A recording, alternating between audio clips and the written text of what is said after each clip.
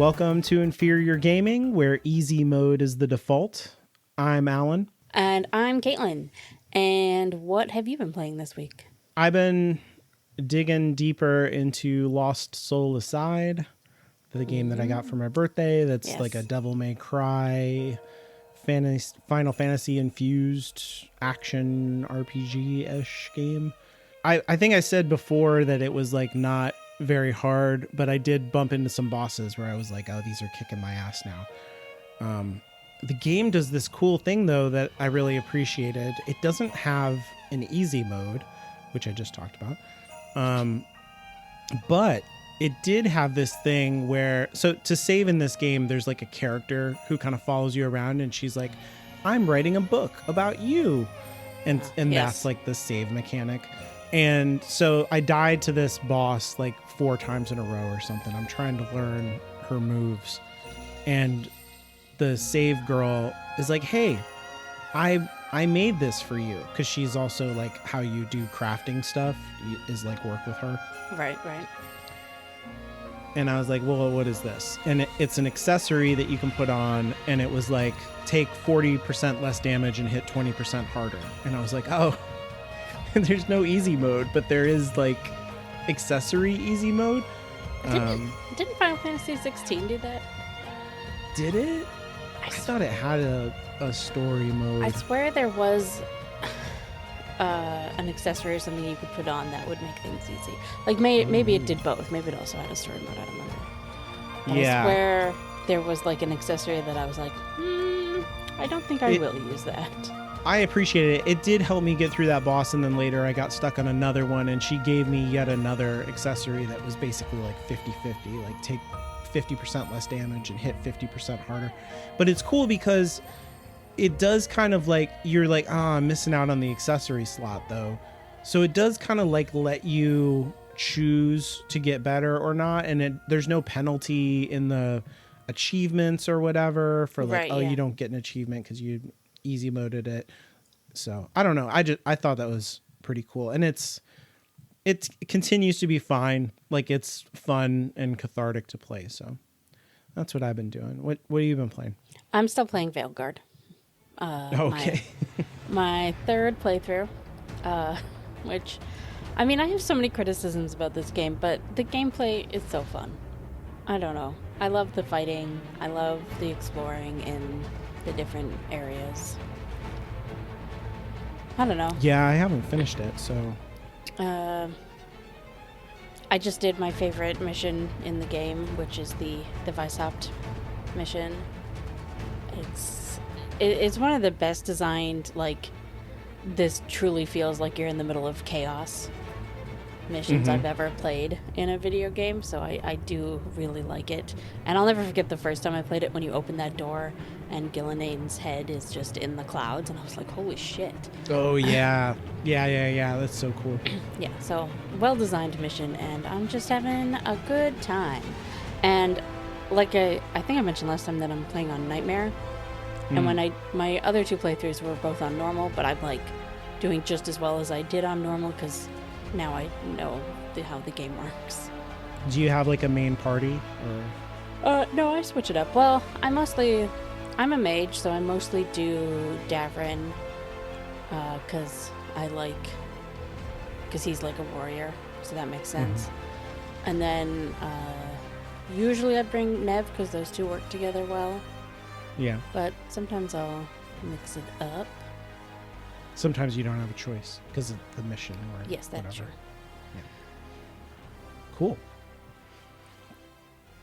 Well, I think this time we're talking about, so last time we talked about the past, I thought this time we talk about the future or the ideal. Dig in a little bit more to like what we would like to play or what we would prefer to play in the future, or what we would want from the past to come back, or stuff like that. So I don't know what to call that. The ideal game or remake or reboot, that kind of stuff. What we want. This is us putting it out into the universe so that someone somewhere will hear us and give us what we want. Give us what we want. So this topic made me think of I tried to make a video game once. Crazy. Oh, yeah, yeah. Not crazy that, that would happen, but just from me and coding are like, no. You know what I mean? Yeah. And design, also big no's. We're like water and oil, It turns out me and coding are also no, but it took me a long time to figure that out. Yeah. And I, in no way am I like a game maker or an indie developer. And in fact, I don't play anything at all on the PC because I don't understand how to do it, even though it's a lot easier than it's ever been. So I'm just bad at all this stuff. I've always been a console player, and I've pretty much played mostly like mainline games. So I know that there's like a rich indie scene out there, and I know about, itch.io and all that stuff, but I don't ever dip into that stuff. And I would probably like it a lot if I did, but I'm just an idiot and don't know how. So it's where the weird stuff is. Yeah. Which is usually what I'm interested in. Yeah, that's what I meant. Yeah. I just said it that way. It's all of that to say, like, oh, I have all these ideas. I'm sure that they exist out in the world. I would like put, like we're putting it out there that we would like to play these kind of things. I'm sure they exist. I just don't know about them because my diet is the most like corporatized, big game kind of stuff. And I'm like, wow, I wish there was more choices than that. And it's like, yeah, there fucking are, like a lot of them. So I get that. But if you hear us talk about this stuff and you're like, well, try this, try that, maybe I'll start to branch out a little bit. That's the other thing. If we're talking about something and you've played that exact game, tell us. Yeah, so I did do like a big design doc. I worked on this for like a couple of years. I think back in the so Xbox went from like, I had the OG Xbox, and then I went to Xbox 360, which their big plan for that was it would be online all the time, which the OG Xbox could not do.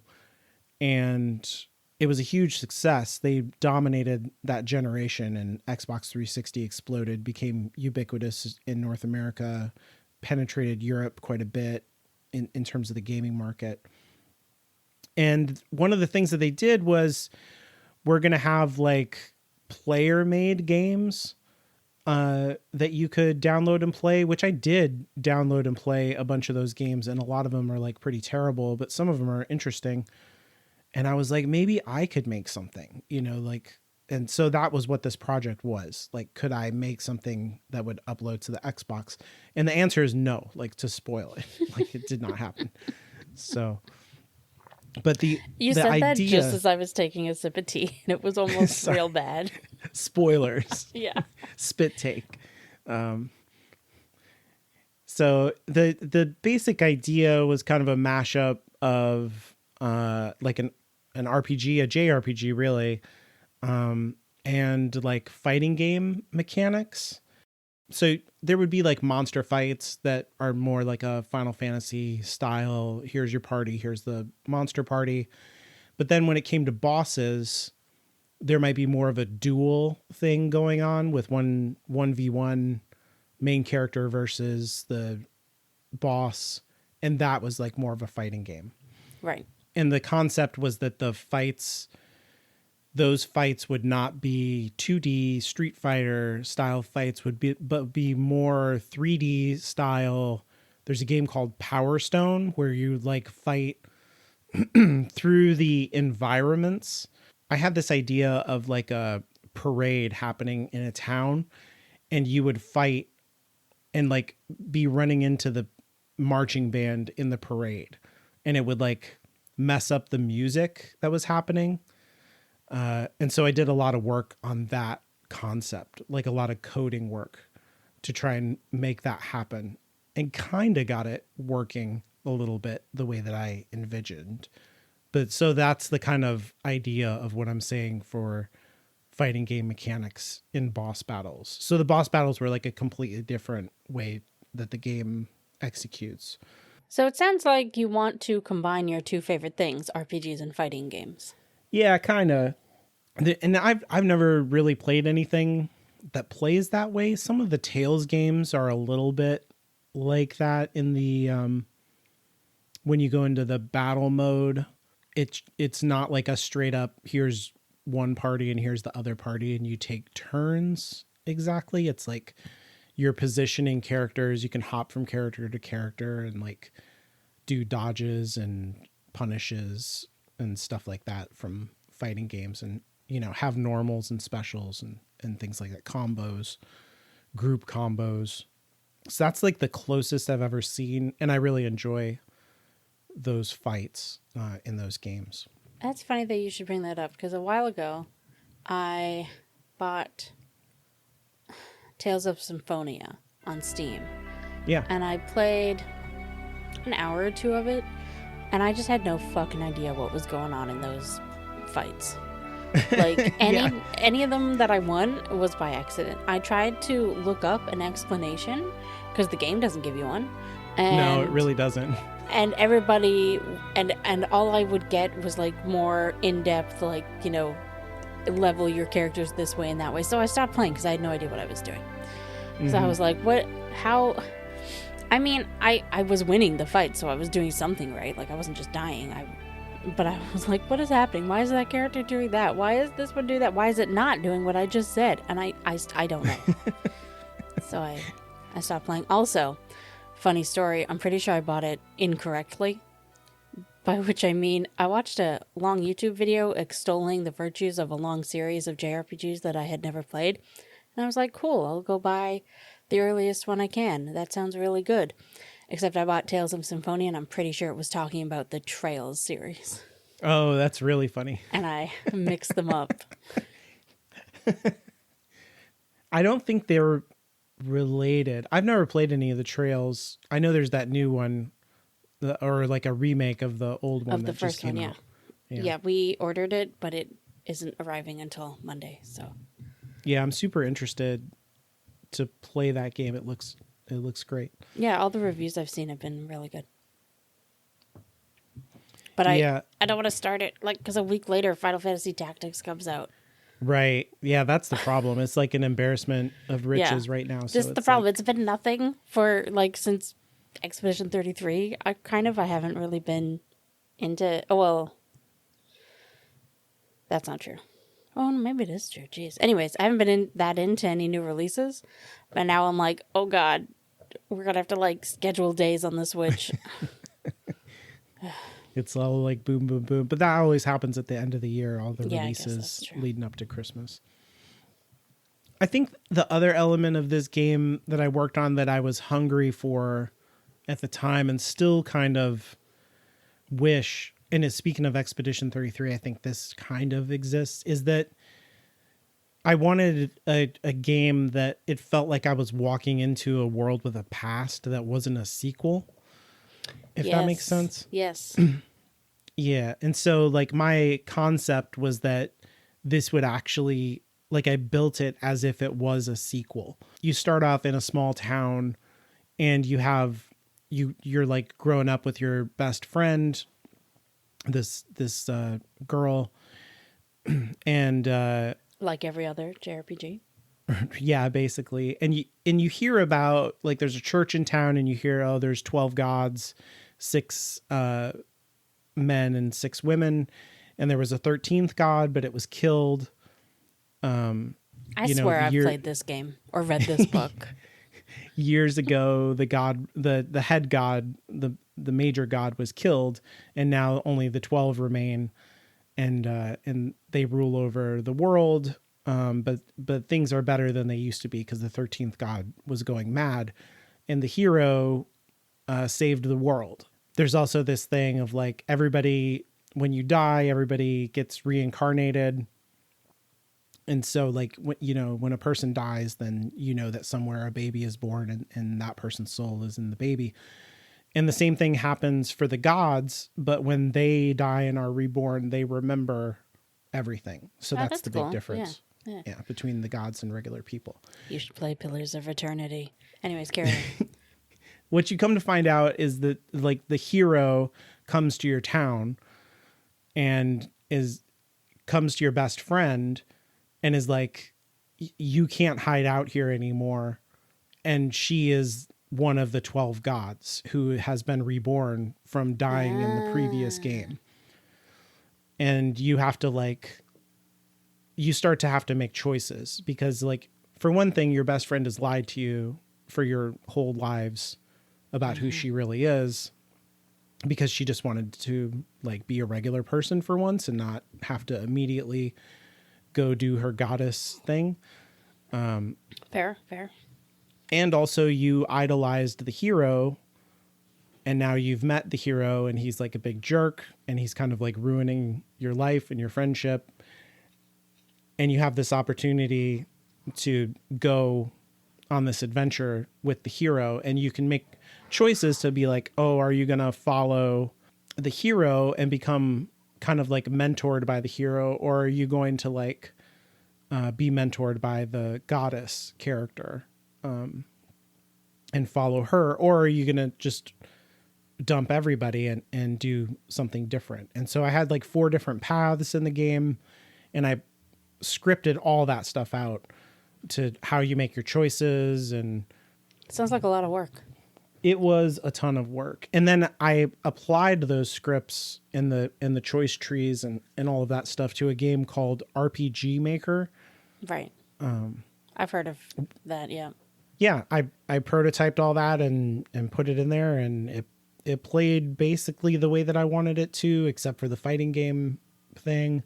It was weird though, because in making it, it was not cathartic at all to kind of make a game and then tinker with it and play it.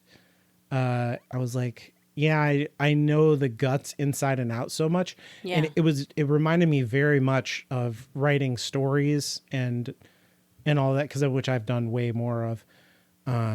They're not fun to read in the way that reading a story is fun to read. It's only fun to make it, or at least for me. No, that makes total sense. So- That's one of the reasons I would never want to be a part of making the game that I want to play. You know what I mean? Mm-hmm. Because I want to play it. Yeah, I just want somebody to hand me all of these mechanics. Yeah, like I the feel bad story. for the people at Sandfall who never get to play Expedition 33, you know? Right. Yeah, exactly.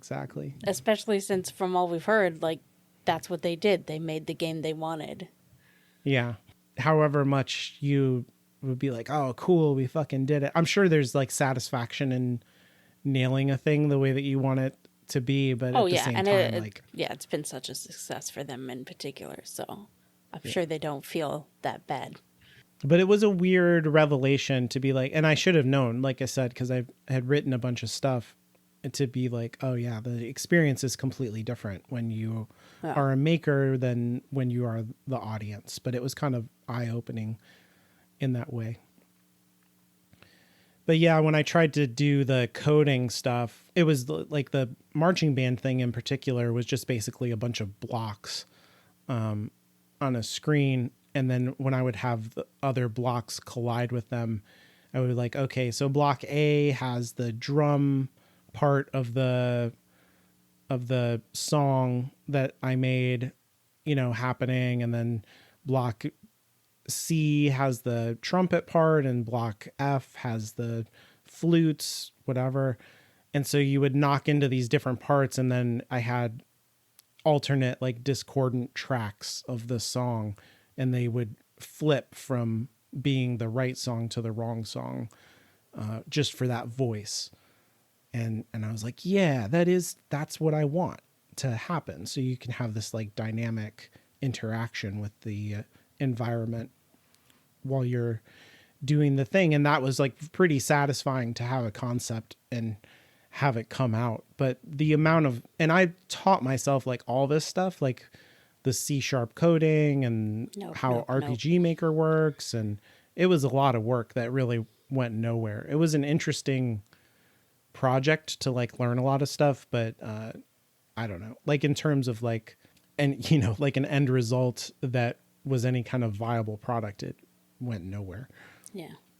I wish I like knew all the coding stuff, but the idea of learning it is torture.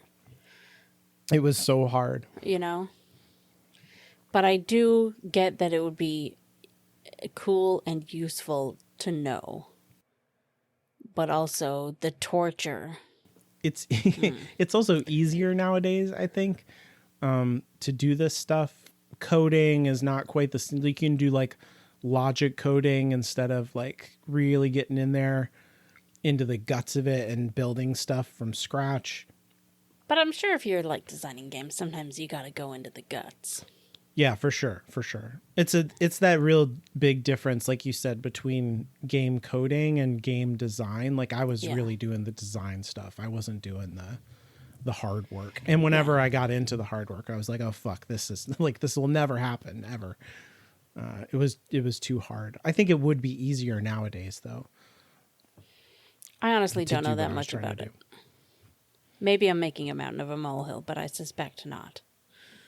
Yeah, I have a lot of respect for the people who are like my kid right now is playing Hollow Knight Silksong, and I think that's like a 3-person team, and that's just fucking crazy to me, like from the way that game looks and stuff, and how it plays.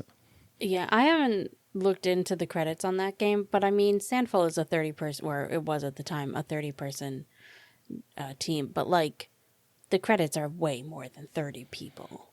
Right? Like there's contractors, there's all the people who did the music are not part of that 30 people team, and the music is part of why that game works. That game is so good.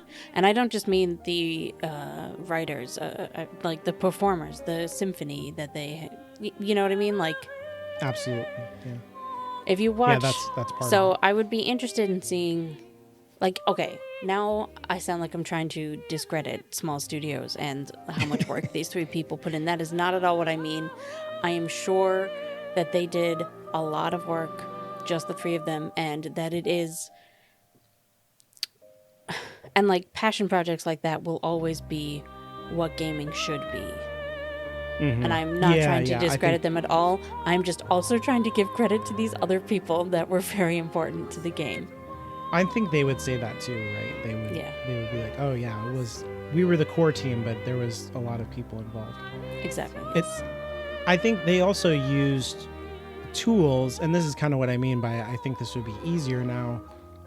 They use tools that were out there.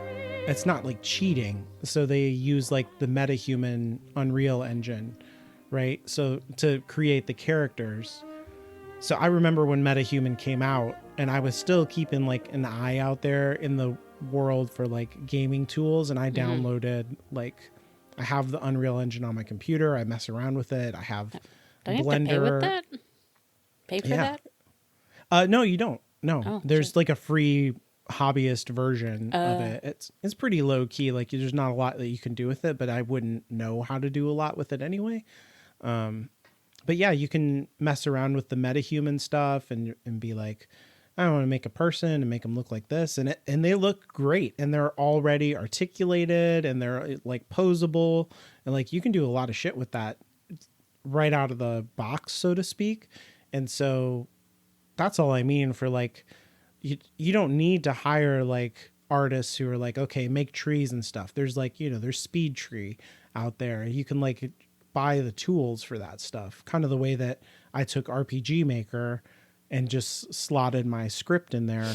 Right. And created characters and stuff just to test, like, is this even a viable concept? So yeah, it was a cool experience, and it did help me to think, like, what are the things from this hobby that I would like in the future? What kind of things excite me? And to see projects like Expedition 33, I was like, oh, that's a world that comes freighted with a past, right? That you're kind of uncovering as you play and going down different ideological paths with the choices that you're making. And also there's that whole of what's going on. I don't want to talk about spoilers. It's a pretty new game. Yeah, but like, it's an onion you're peeling. Yeah. Yeah. Like when you get into the creation of the situation you find yourself in. God, like the beginning of Act 3 is what I'm talking about. That information. you see that there's so much more going on that we haven't even touched yet. Mm-hmm. That presumably sequels and stuff are going to be about. Yeah. So that's really cool that there's all of this stuff in the background, and which is the kind of thing that I'm looking for. And it had, unusual mechanics for RPGs that do exist in fighting games, like parries and counters and stuff like that. So it kind of is like the thing that I was like looking for, and I played the hell out of that game. So I really enjoyed my time with it. Yeah. That is the thing that you said about a game having a history but not being a sequel. I think that's one of the reasons I really love Final Fantasy X. Yeah. Because that, when you're going through it, you if it's your first Final Fantasy ever and you know nothing, you could think that the quest that the parents were on was Final Fantasy IX. Right. Yeah. Yeah. There's always been talk too about making a prequel where it's that, and I'm like, don't do that. See, I actually think that would be kind of interesting, because the sequel was like a girls' trip, and so if they made that prequel, it would be like the boys' trip, The boys' trip. Yeah. Yeah. I don't want to play as Jack. I really hate that guy. Yeah, but, that's fair. I also don't want to be the abusive dad. Yeah. I mean, Orin could be the main character. Oh, that would be great, actually. I like that idea. Though they should do it like 10-2, where you get to change jobs so we can see Orin in the gunner outfit. Yeah. He would have a gun blade. That would be the way to do it. Of course. But yeah, that's my concept, I guess. And it's kind of dumb to talk about this stuff because there's no way to access anything that I'm talking about. So it's like listening to somebody talk about a dream they had or something like that. It's a little bit boring to hear people talk about their unrealized projects. But everything that I've ever like written story-wise and stuff is almost always about characters who are like, the chosen one is like over there doing their thing, and then this person just lives in a world where crazy shit is happening and they have to cope. Right, or yeah. they get access to magic, but it's the kind of magic where like the person makes the wish from the genie of like, I want to be the best dancer in the world, and they get the magic shoes, and then they can't stop dancing and they die, because it like wears their body out, kind of a thing. Yeah. And that game was like that. It was the same kind of thing, because like the important characters was like, the hero is over here, the goddess is over there. And like, what choices are you going to make? And if you do make the choice to become important or like evil, you could make a choice to be evil and kill all of your friends and become like the dark one.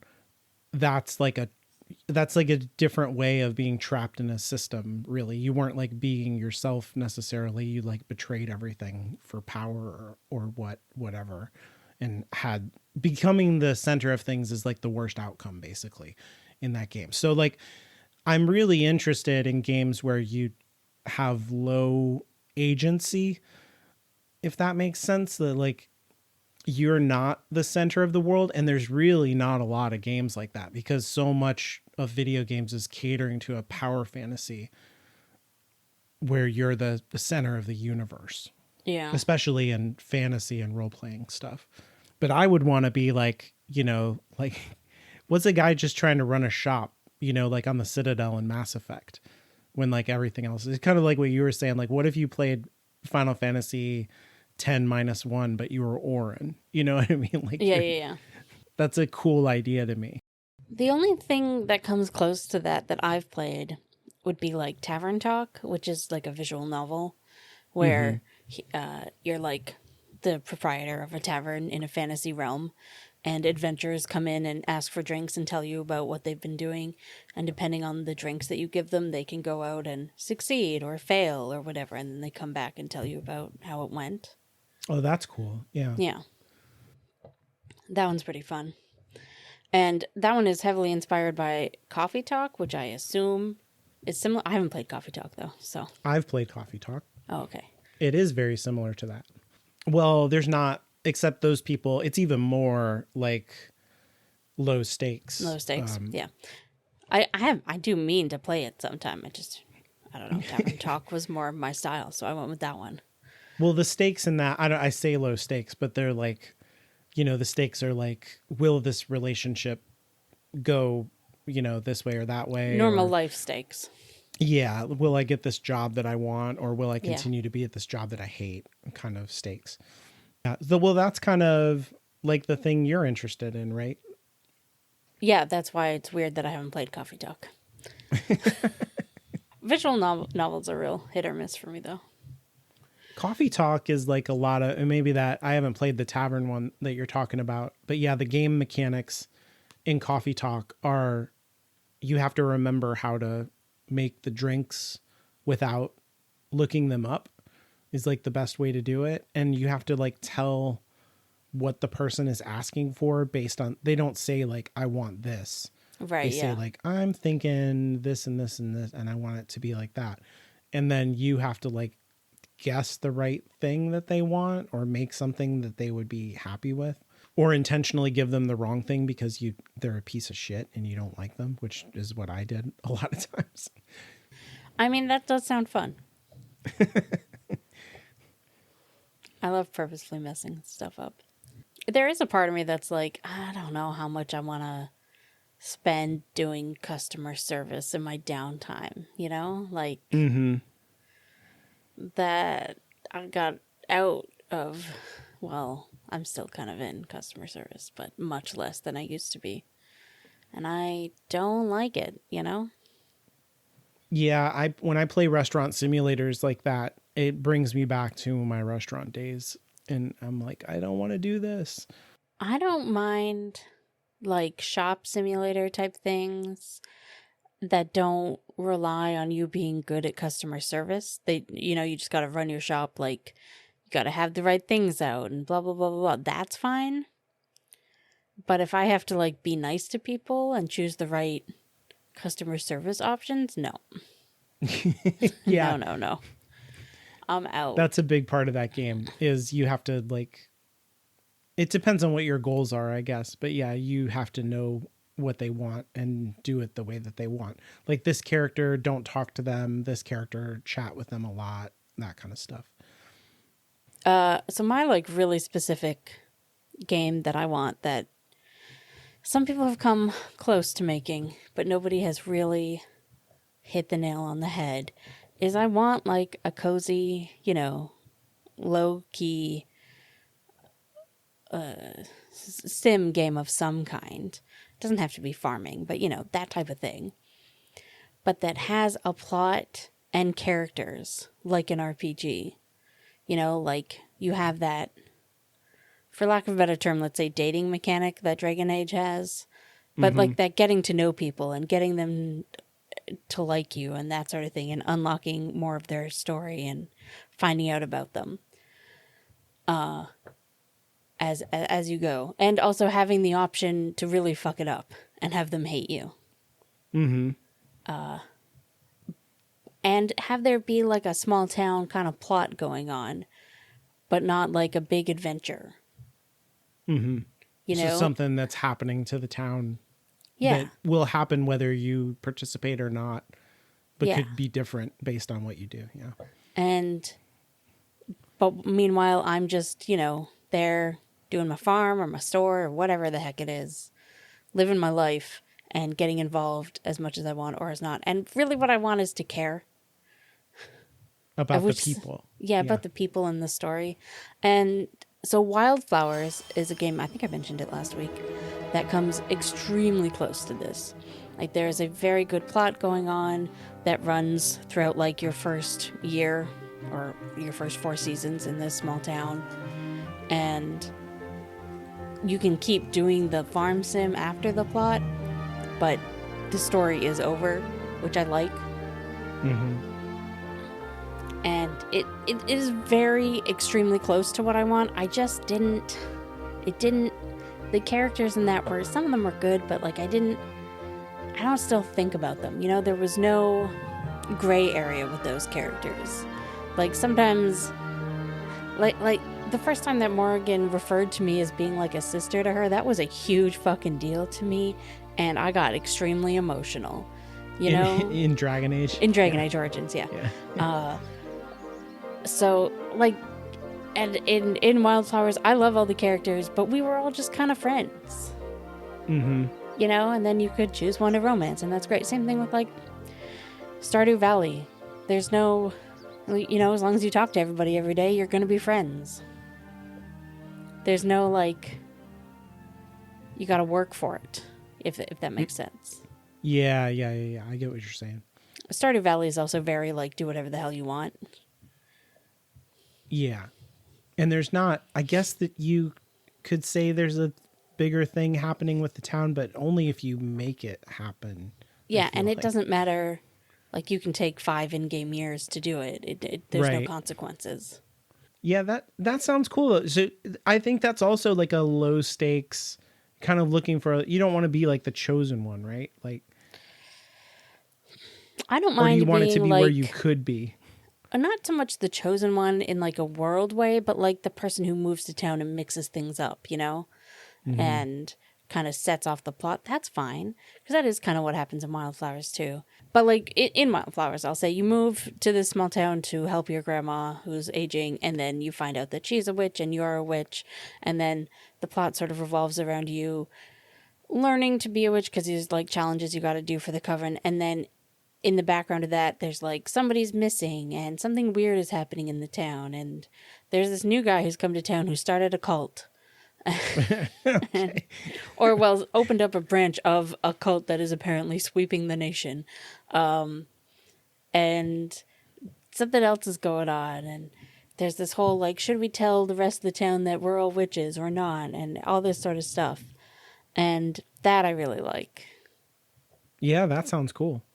And a lot of the time, the farming that you're doing, you need it for like the potions that you're making or something like that, and it all kind of comes together really well. You're not just farming to be like for money. Farming. No, there's actually a very easy kind of cheating way to make money in that game that doesn't involve farming at all. But that's what I want. I just want it. I want it so bad, and I feel like some games kind of try to give me something like that, like Harvestella. That's like you're farming here, and there's a Final Fantasy plot that you're also involved with, and you got to go do some fighting sometimes, and like that's fine. Like a lot of the characters in that were just kind of soulless. Especially the NPCs. Oh my god! And every single side quest was like, "Hey, we have got this kid. Could you go deal with them for us, please?" And it's like, right. You are parents. Deal with your own kid. I feel like that is a part of the big part of the problem that I have with those games that stresses me out so much and I understand why the game is like this, that you can go and talk to everybody and do quests for them, but it feels like I'm the only capable person in the town. Yep. And that everything is resting on me to be like, oh, but God. They're calling this guy the mayor. Like, what the heck? Grandma can't make her cookies unless I find the ingredient, but also little Sally is lost in the cave and I need to find her, and Mark lost his dog, and it's just like, fuck, man, like this whole town is falling apart and I'm the one thing keeping it together. That really stresses me out. So I have a hard time with these games. So yeah, if everybody was handling their shit in a different way, and all that stuff would like happen without me, but I could just pitch in, that would be way more appealing to me in that genre. But I feel like nobody would want that game who cares about, that genre. I actually think you might enjoy Wildflowers then, because like, yeah, you get involved in things, but it's not because other people can't. A lot of the like witch missions you're given are because you're training and you got to prove that you can do this. Right? So like advance your rank. Yeah.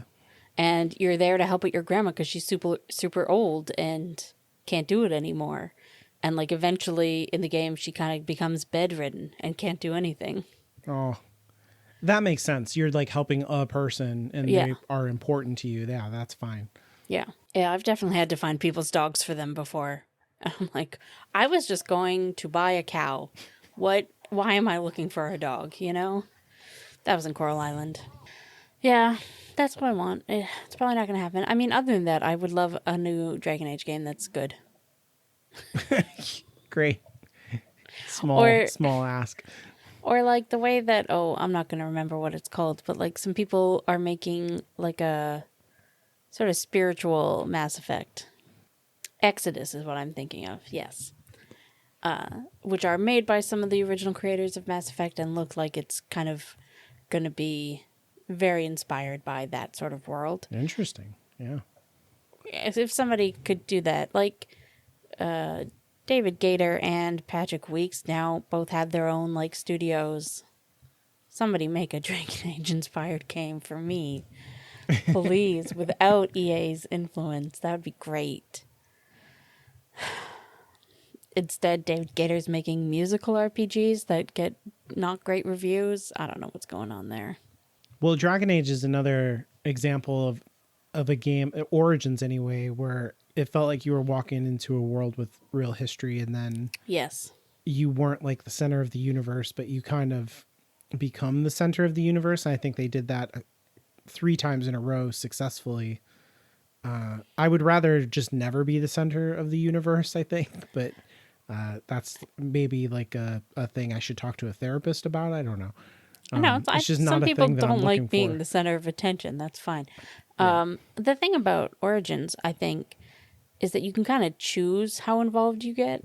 Yes. Yeah. You know, like you can just be like, I am here to stop the blight. I don't care about your politics.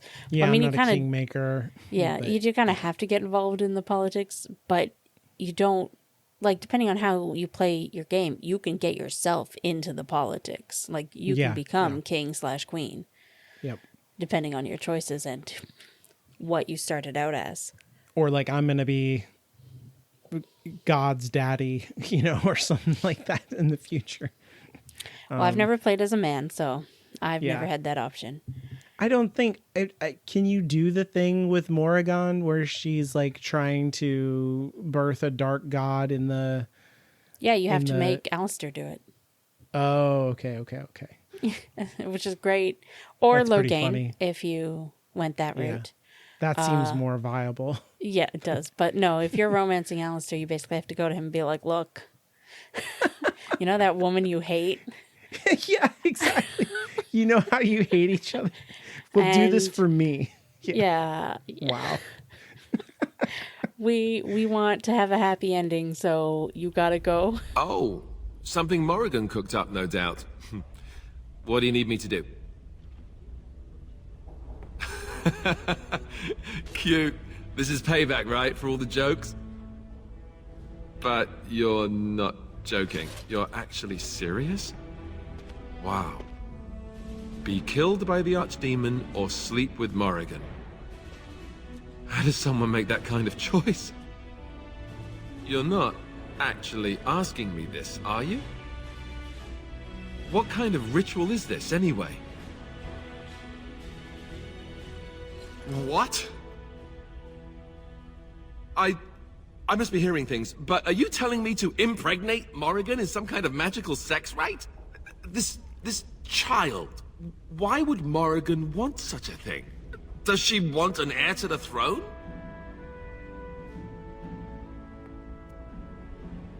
Oh, well, that's so much better, don't you think? Here I was, worried about creating another bastard heir, and I didn't even consider that it might also be some dragon god, whatever. Look, even if I was willing to entertain this idea, and I'm not saying I am, is this really what you want me to do? Are you sure? Trust you, Very well. I do trust you. Oh, where is she? Let's go and get this over with before I change my mind. That's hilarious. It's a really awkward conversation. But if you play your cards right, or wrong as it were, in Inquisition, you see a conversation between the two of them with the kid there. Oh, yeah. And it's really fun. That's funny. Yeah, I had a similar Inquisition conversation. Really? Yeah, I think a more viable like commercial product than what I was trying to make, because I just feel like I'm sure it exists, with, like I said, with the variety of indie stuff out there, something like what I'm looking for is real. But if there was like a big AAA kind of thing, I feel like there's a chance that like Marvel Comics could take like from the comics, kind of have a series of games where it's like, okay, in this one, you're Daredevil or you're Spider-Man or you're Wolverine or whoever. And then have those like where you bump into another hero, exactly how it does in the comics. Every once in a while, they'll bump into each other and you feel the context of the other hero is like in the middle of something. And then if you read their comic, you'd be like, oh, this is when they met up in both of the comics, kind of a thing. I would want like a story driven kind of thing that is intertwined in meaningful ways with all of the different heroes and villains in that world. But like that would be a cool thing to play. That'd be fun. My more general one is that I just want an RPG that makes me care. Yeah. Yeah. I don't know why, but like, I feel kind of bad asking for that because technically I got one. Like I cried so much at the end of Expedition 33. And that's what I want, basically. I want to feel something. Which is a weird way to put that. But you know what I mean. I just want a good story and good characters and, some fun gameplay would be good. And I want it to be well written and I want to care. Yeah, I think part of the problem here is also like what we talked about, the datification of games for a while and how that's also kind of over. But there has not been let's let women write games. As it's like, what do we do now for stories that we care about? And yeah, Expedition 33 written by a woman might be like, try that more, the character relationships and the way they're portrayed is like really complex and satisfying, and maybe just try more of that. I don't know. Yeah, that's fair. I guess on the flip side of what I don't want is any more dad games. Yeah, that's what I mean. I do not want to play a man who has to take care of a young child and learn that he was a shit human, but now for her or him or for the kid, he will be a good human. It's like... right up until he won't. Right up until he'll like make a sacrifice and opt out of being a dad and be dead instead. Yeah, well... Yeah. I mean, I never played The Last of Us because I don't play zombies, or I don't. Well, I don't mean to spoil that, but like that happens in several different games. Oh no! I'm sorry. I was talking about the dad. I was talking about the first game, the dad. Yeah. In the sort of dad storyline in the first game. Yeah. I never played The Last of Us because I don't like zombie games or zombie stories in general. I just got over. There was too many of them at one point, and now I'm like, yeah, I get it. Humans are zombies. Right. Like I get the metaphor. We don't got to keep being pretentious about it. And then when people were like, no, it's actually about this and blah, blah, blah, blah, and the zombies are just there. And I'm like, okay, well, I don't want to play that either. Like, yeah, I don't want to play Daughter Simulator. Yeah. I don't want to play A Man with Regrets. Yeah. I don't care. They all suck. That being said, I didn't play The Uncharted, Last of Us because so I didn't have the PS3, so I didn't play that either. I have played some of the Uncharted games. I do enjoy those. They're so much fun. I love them. Yeah, it's funny to play those. And then recently there was an Indiana Jones game that came out, and the whole time I'm playing the Indiana Jones game, I'm just like, did they just not fucking play Uncharted? Because shit's busted in this game, and like that people figured out how to do this, guys. I've heard nothing but good things about the Indiana Jones game. I don't know. Speaking of all this kind of stuff of like old franchises and stuff, we also have on here like, what about reboots or remakes? I've been wanting for years now for someone to try to make an old SNES game that I played a lot of called ActRaiser. I've never which I know that there actually was a spiritual remake of that recently that flopped really hard, and I did not buy the game as much as I'm saying that I would like to try a game that was like this again. But it was like this period of time where there was like city sim type games were just starting. And then it also had side scrolling action mechanics. And so you would like dive down you were like God, and you would dive down into an idol of your godliness, I guess. I don't know. And animate the statue and become like an action hero. And you would fight demons and monsters in an area, in a dungeon, whatever, and beat the boss, which would cleanse the land and make it so it was farmable and safe for humans. And then you would like tell the humans, like, build a church and build a community around it and start farming and all of that kind of stuff. And then you'd have like a city sim builder, and you'd switch off between those two mechanics and progress the story that way.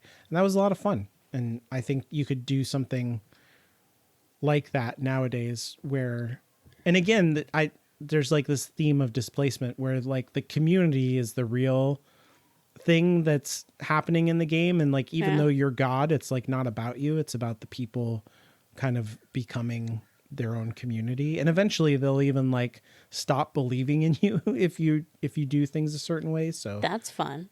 Yeah, it's pretty weird. I feel like, I can't think of names, but I feel like this exists nowadays, like something very similar. I'm sure more than in one. PC games somewhere. Yeah.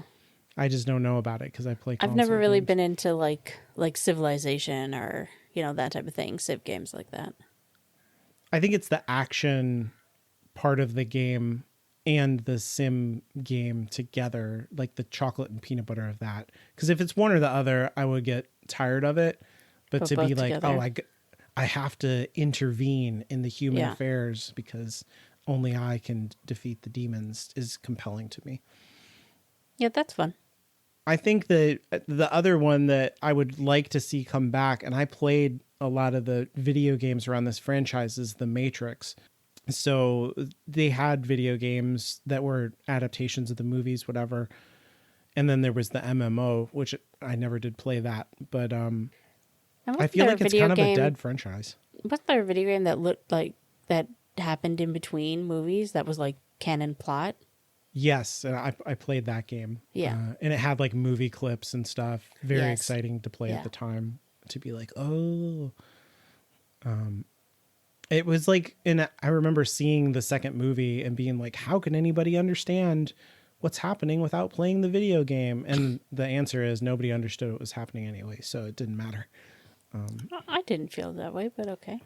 I love the second and third Matrix movies. I like them more than the original, so I'm in the minority of that. I don't like them more. I did remember really liking 2 and 2's being my favorite.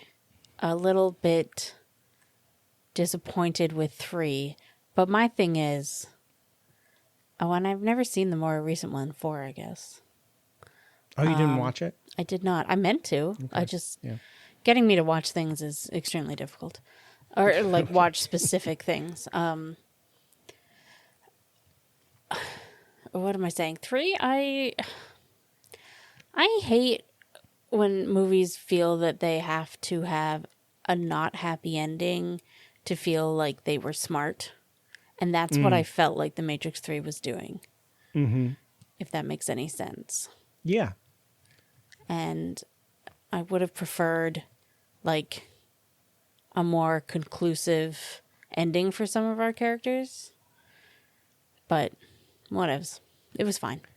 It was really setting up part 4, which does deliver the thing that you're asking for. So well, then I should. It was not doing. Should go there. But because part 4 is clearly not was not planned. But, oh, okay. but it does have a happy ending. I do love that the first movie is like if it hadn't been successful and they hadn't made sequels and it is what it is. It was an interesting way to tell the Chosen One story because you don't get to the ending. You know what I mean? Yep.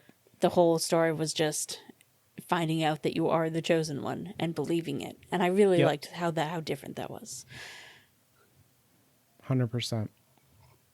Yeah, and I don't really want an adaptation of that story so much as like the more messy and interesting, and how there's like the real world over here and Yeah. the Matrix world over here, and there's stuff to do in both of those worlds, and I wouldn't even necessarily need to be playing Neo.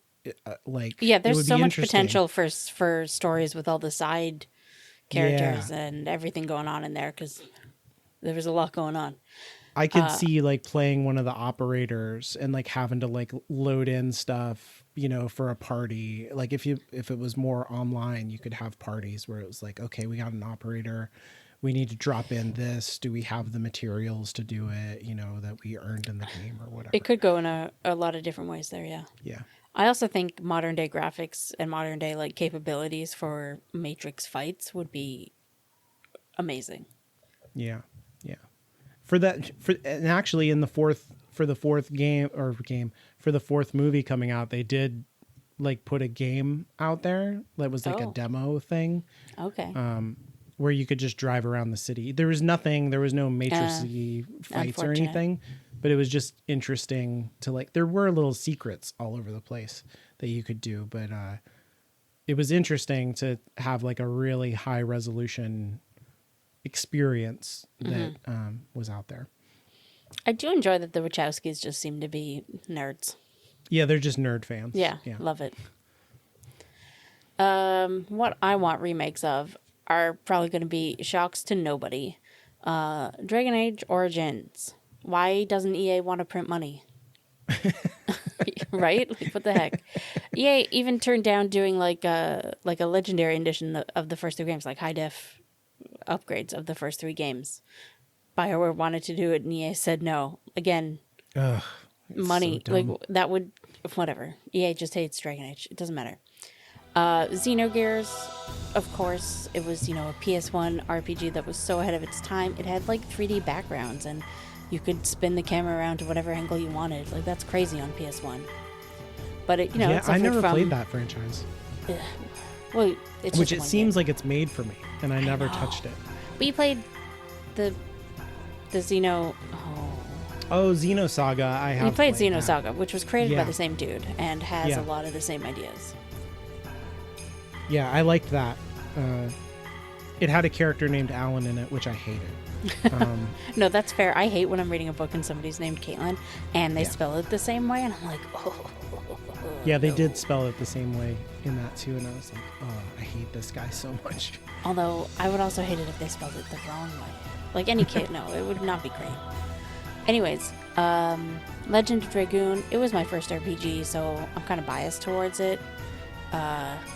Just to finish off Xenogears, you know, it had really modern ideas in it about mental health mixed with like philosophy, and also great mech fights. Who doesn't want modern day graphics with mech fighting? Yeah. No one. We all do. Legend of Dragoon,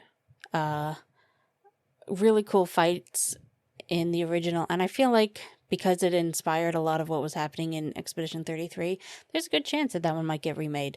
And also, it deserves modern acting, because the voice acting in it was small. It was only in the cutscenes, but it left an impression in the worst way. Oh boy, it was so bad. That's a Sony joint. That's a straight up Sony Yes, game. that's a Sony game. Yeah. So they might do that. Sometimes they do that stuff. They just like, because they put that game out there. You can buy it on PS5, which is kind of fucking wild. Yes, which I did do, but I very rarely get to touch the PS5. Yeah. It's not mine, it's my sister's. So sometimes they do like, oh, here's one of our old games, but we high defed it up and stuff. There's a good chance that might happen. But I don't want a high def, I want it remade. Yeah. I just mean, yeah, like it could happen. And then not quite a remake, I don't think, unless I've missed a game out there, but I desperately want a Pokemon RPG. You know, like I don't, and you might be thinking Aren't they all mainline, RPGs? but they don't have fucking plot. Oh, they don't I have get what I see what character. you mean. They're just like, get some Pokemon and go to battle here and then battle here and become the best. Right. And it's like, and fill out your decks. And I'm like, I want me and my best friend Psyduck to make friends and save the world with Pokemon. And Yeah. I don't think there's anything wrong with that. You know, I Yeah. want there to be a good story, not just a goal. Right. And yeah, there's like small time personalities of people that you bump into, but it's not like I like see what no, you're saying. I want to make friends, and mostly with Psyduck, but with other humans too. And you know what I'm saying? I want it to be like an RPG. Like, I want to be a young boy or girl in a town, and then my town gets destroyed, and I gotta go figure out why people hate our Pokemon, or Right. or whatever. Some real like classic JRPG shit, but with Psyduck. See, I feel like that's got to be out there in the indie world somewhere, something like that. Yeah. And obviously, you should be able to choose. Like, if somebody doesn't feel as strongly about Psyduck as I do, they can have their A different. whatever Tangela. I don't know. Yeah, I feel like Pokemon is very protective of their IP, so I'm sure it's got to be like They are, pretty- but I pretty can't believe different. they haven't done something like this. a Like- more modern, or not modern, but like a little bit more grown up. Yeah, they're so. It's I don't know. Maybe they don't want to confuse it, but like, I get that they are mostly about selling children's toys, but it is adults buying them. You know, like it's adults that are super in to the Pokemon. I mean, children are too, but anyways, what I'm saying is I just love Psyduck, but I don't like the Pokemon games. I really want an excuse to just spend a couple hours with Psyduck. The secret truth is that kids would play a more grown up Of course. Pokemon. They would love I was that. 13 when I played Final Fantasy 7 through 9, you know? Yeah. Except backwards, 9 through 7. Yeah, they would love that. But with lots of Psyduck. Because I just love Psyduck so much. Is there stuff in the future, since we're talking about the future or potential? Is there actual games coming out that you're looking forward to? I mean, yes. So, Strange Antiquities did just come out. Yeah, And that I'm- just dropped. Yeah. Yes, I'm very excited to play it. I loved Strange Horticulture. But just like vibes-wise, I gotta wait. You know, it needs to be dark and pouring rain out. I don't know what this is. It's like I don't know what the horticulture. I don't know what you're talking about. It's like a so I haven't puzzle played game, Antiquities or- yet. It's sort of so in the first one you run like a plant shop in, you know, a little fantasy world, and people come in. You never. Well, I guess you do. I was gonna say you never leave your shop, but you do. But not in a like walking around way. It's like a puzzle visual novel. So people come in and ask for plants, except they don't say the names of the plant. They just give you a description. Oh, like coffee talk. Yeah, Okay. yeah. And you got to find the right plant, and you can't give them the wrong one, but you can. You could give them the Mess. best one. No. It's not even that. It's bad things happen to you if you make the wrong choice. I forget okay. exactly what the gameplay mechanic there was, but like there was you had like 3 chances. I don't know. I never got it wrong 3 times. But you'd have a description, you'd have to look through your book and find the closest one, and then sometimes you'd have to go out into the world and bring back new plants because you would need them for later things. And then as the same people come in, and I guess sometimes they ask for like for like either this or this, and you had to give them one of it, and then depending on what it was, would depend on where their story went. And then Yeah. as it happens, you kind of get the idea that something weird is going on in town, and I don't know. You come around to like, can you or not save the town, and depending on choices that you made earlier, exactly who gets saved and how they get saved is a thing. This kind of sounds like what you're asking for in your Yeah. cozy RPG. Oh no, but I didn't really care that much about the characters. Like, Sure, but this is like and it was- another bite at the apple, right? Like Yes. another chance to get it right. Yeah. Yeah, and it was very short. I played it in one evening. That sounds cool, though. Yeah, so I So assumed... in this time, it's like you're an antique dealer instead Yes. of a Yes. plant person. And I'm extremely excited. I just gotta wait until it's a little bit more fall, until I can turn my fireplace on and... You know what I mean? Okay. Be cozy with it. Yeah. just you gotta have the right vibe for it. And right now the sun is shining in my window, and that is the wrong vibe. That one just came out. Unreleased books. Witchbrook is coming out this year after 1,000,000 years in development. I'm so excited for it. Its release right now is just holiday 2025. So soon. Sometime before the end of the year, we're gonna get it, and I'm really excited. And I hope all my friends all my Animal Crossing friends, I hope they all play it too, and so we can talk about it. I'm so excited for it. Oh my god, I can't believe it actually exists after all this time. Crazy. Is it like another cozy? It's it is kind of cozy. I hate using the word cozy, but that's fine. I'm sorry. No, I get it. What else are we gonna call them? I don't know. It's like a sim game. You are in a witch school, I guess, in a seaside town, and it looks very expansive. It's like a pixel art, which I think was the right very choice. Cute looking, yeah. Because it gave them the opportunity to do like a lot with it. And so you go through classes, and you also do small jobs around town, and kind of that's all we really know.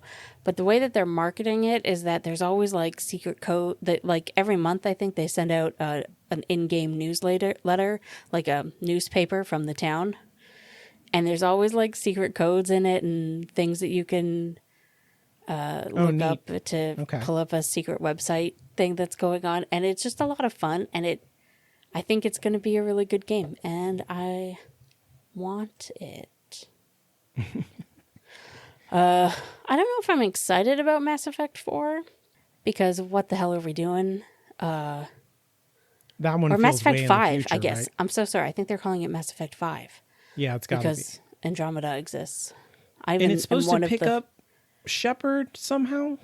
I don't know, but also the new aliens from Andromeda are in the marketing material. Right. Yeah. But like that takes place thousands of years or however long it takes to get to the Andromeda galaxy. I don't know. Many years in the future.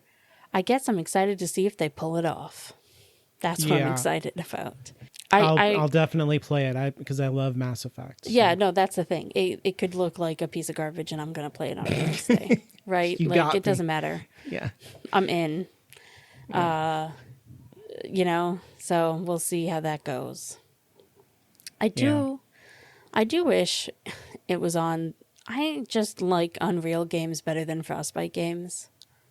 I just think that they're smoother, but I don't think EA will let them use Unreal because Frostbite is the EA engine. You're 100% right. It won't happen. Yeah. That just sucks. But it's fine. I liked Andromeda. I didn't play enough of it. I have it, and I tapped out. I don't even remember why. No, that's fair. I think what happened, if I remember right, I did a bunch of shit, and I hadn't saved, and I died, and then I just lost all of it, and I was like, it was a blow, and I just never came back. Oh, that's fair. I don't think it was deserving of the hate that it gets, but it was definitely deserving of the criticism, if that makes any sense. I remember, yeah, it does kind of make sense. I don't know if this is a coincidence, but I remember creating my character. I put a lot of time into that, which I always do, and it usually doesn't pay off or matter. No, that character creation is garbage. I replayed it last year. Oof. Well, the thing that impressed me about it, and this just might be a total coincidence, was that like you have parents in the game. So I was like, wow, that's fucking cool. Because I wish that happened more often, that you actually have a relationship with your parents and that they exist and you have a family and stuff. That's fair. Yep.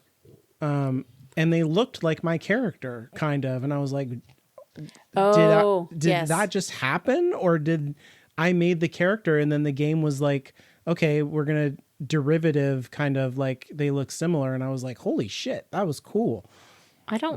I do think maybe that was an option you could pick. Okay. In the character creator. I never did because I'd already seen their designs and I was like, yeah, that's fine. I liked that whoever, if you were playing as the boy or the girl, then the other gender still was there as your sibling. Yeah. And then if you never finished it, you wouldn't know. But like near the end, you got to play as the other sibling for a bit, Cool. and so they were still like a part of the story. It's like in Assassin's Creed Odyssey, kind of. Odyssey? Oh, The Odyssey, two I didn't siblings play. are the main Sorry. characters. Yeah. Wait, So which whether one you did I pick play? the boy or the girl, they're both a big part of the story. Okay. What's the Greek one called? That's the one. It's Odyssey. Yeah. Where you're Wait. Cassandra if you're Yeah, the yeah, girl. yeah. Yeah. But The her sibling brother was a is part like of the story? like whoever you don't pick is the main antagonist. Oh, So- the okay, yes. Wow, it has been that's the only Assassin's Creed game I've ever played, and it has been a while. Yeah. Anyways, so those are actual games that are going to exist that I'm excited about, and then obviously sometime there is gonna be a new Animal Crossing. Please, Nintendo, please. Yeah, it's got to happen, right? Oh, also They're the just new waiting Fire for another Emblem. pandemic. Yeah, I guess the new Fire Emblem that they just announced. That looks. I was like not excited about it, and then I slowly got excited about it, and now I'm like, maybe I need to replay Three Houses. I have never played a Fire Emblem, and it seems like the kind of thing that would be my jam. Oh yeah, I think you'd like it. I've only played the one. I've only played Three Houses, and I played it twice, so I haven't done the third route. So that's a good argument for me to replay it before this new game comes out next year. I like the Fire Emblem characters in Smash Brothers as as characters. So Fun. I've always been like, I should play those games I've never as played if Smash. it has anything to do. Yeah, But they I are. do want to one day, just because I've seen clips of it, I want to play as Isabelle and beat up Sephiroth. You know? Yeah, you could do that. Like, you could. that's like my dream. You could be Psyduck. Well, not really, but you could have Don't Psyduck. get my hopes up like that. I want to be Psyduck so bad. I don't think you could be Psyduck exactly. You can be the Pokemon. Ugh. Like you can deploy Psyduck. Now I'm sad that I don't get to be Psyduck. Sorry. What are you looking forward to? Yeah, I'm weird. So like games come out and I don't buy them because I don't have money. So I look forward to things that I could buy right now, but I'm Right. waiting for them to be cheaper. So So what you got to do is get yourself a sibling who's also really into video games. smart, yeah. Yeah, my siblings all live very far away from me, Yeah, which is smart for them. fair. So there's a game on the PlayStation 5 that looks great and has great reviews called Astrobot. That won Game of the Year last year, didn't it? Yeah, it was very and there's like a free kind of demo, not a demo, it's like a full-on game that is packed into the PS5 of Astrobot, and my daughter and I played through that whole thing, and it's so great. It uses all the weird stuff about the controller really well, and it's charming and like just beautiful to look at as well. So it's just a full, even longer game of that small game that's packed in. Gotcha. Yeah.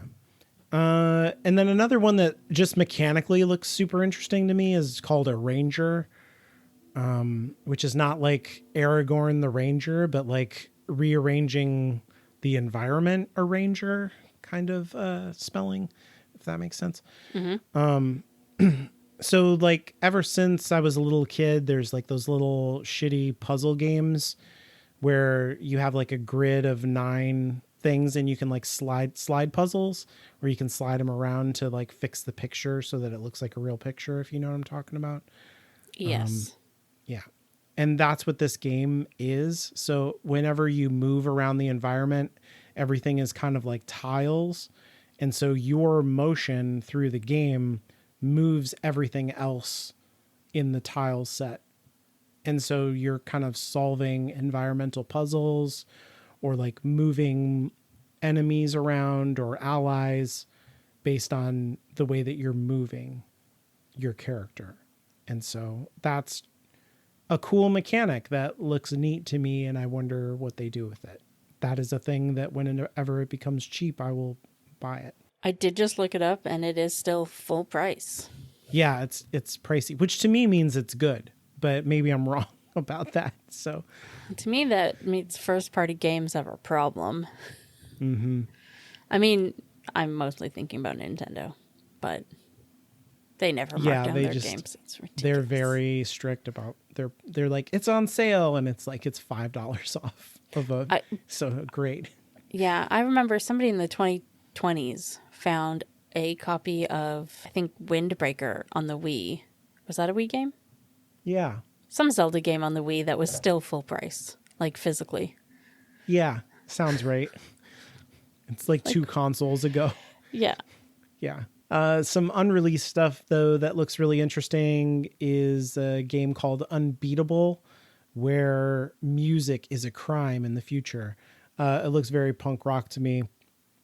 A kind of rhythm game somewhat, that it's hard to explain what the game mechanics look like, but the vibe of it just looks so cool that I'm interested to see what happens with that game when it comes out. It looks cool. I hate rhythm games, as I think I explained last time. Yeah. So it's not for me, but it does look cool. I like rhythm games when they work, which is hard to do nowadays with especially on console, with delays of like you have a wireless controller, your TV setup versus the game and all of that stuff. I mean, you can plug in your controller to your console. Yep, it helps, but sometimes there's just like delays in there that unless the game accounts for it, is frustrating. And then the big one is kind of the Marvel thing that I'm asking for a little bit. I'm a big Marvel head. I'm not so much into the MCU necessarily, although I've seen every bit of it. But comic books, when I was a kid, I loved Marvel comics, hate DC comics. So I'm that person. And there's a beat 'em up coming out, which I love beat 'em ups. And so this was like the two great tastes that go together. Cosmic Invasion is going to have a bunch of weirdo Marvel characters doing a beat 'em up throughout the cosmic Marvel universe.